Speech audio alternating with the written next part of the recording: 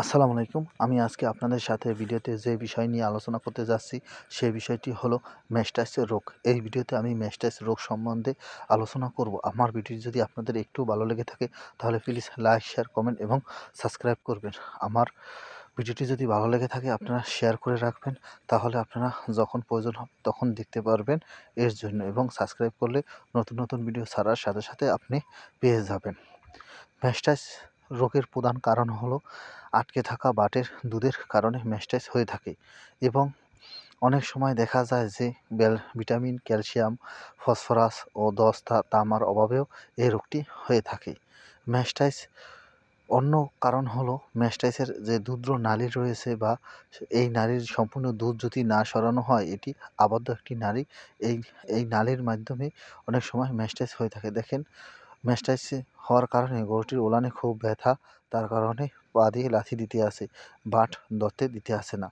এই গরুটি আজকে প্রায় ৩ মাস হয়ে গেছে ডেলিভারি হয়েছে, কিন্তু এখন ম্যাস্টাইস হওয়ার কারণ হলো একমাত্র যে গরুকে বীজ দেওয়ার পর আর খামারি ভাই গরুর দুধ দোয়ায় না এবং বাছুর দিয়ে খাওয়াতে শুরু করছে, কিন্তু বাছুর সম্পূর্ণ দুধ খেয়ে শেষ করতে পারে না, বাটে কিছু দুধ রয়ে যায়।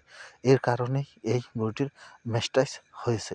তার জন্য অতিরিক্ত দুধ হওয়ার কারণে এই গরুটির ম্যাস্টাইস হয়েছে, কিন্তু আগে থেকেই বাছুরের দুধ কম খাইয়ে বাছুরটিকে রোগাক্ত করে ফেলেছে। এই জন্য বাছুর বেশি দুধ খেতে পারে না, এবং বাছুরের একটি অভ্যাস হয়ে গেছে, হালকা ঘাসের পরিমাণ ধরেছে এই কারণে।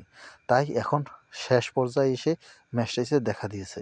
এই মুহূর্তে যদি আপনার এরকম হয়ে থাকে, বা এরকম হলে আপনি কী ধরনের এই রোগের সময়, এই মুহূর্তের সময় আপনি কী ধরনের ট্রিটমেন্ট করবেন, সেই বিষয়ে এই ভিডিওতে আলোচনা করব। সাধারণত এই রোগ হয়ে থাকলে আপনাদের ভয়ের তেমন কোনো কিছু নেই। একটি ম্যাস্টাইটিস পাউডার বা ম্যাস্টাইস 29 পাউডার খাওয়ালে অনেক সময় ভালো হয়ে যায়, এবং হালকা রোগের প্রবণতা বা গরুর জ্বর বা খাওয়া দাওয়া কীরকম দেখে একটি অ্যান্টিবায়োটিক ব্যবহার করতে পারেন। 2 দিন অ্যান্টিবায়োটিক ব্যবহার করলে তাহলে ঠিক হয়ে যাবে। এছাড়াও যদি আপনার ভয় হয় বা আপনি খামারি বুঝে উঠতে না পারেন, আপনার নিকটস্থ একজন ডাক্তারের পরামর্শ নিয়ে তারপর গরুটিকে ট্রিটমেন্ট করবেন। কেননা ম্যাস্টাইস হলে খামারির সবচেয়ে বড় লস হয়। আমার ভিডিওটি যদি ভালো লেগে থাকে তাহলে প্লিজ সাবস্ক্রাইব।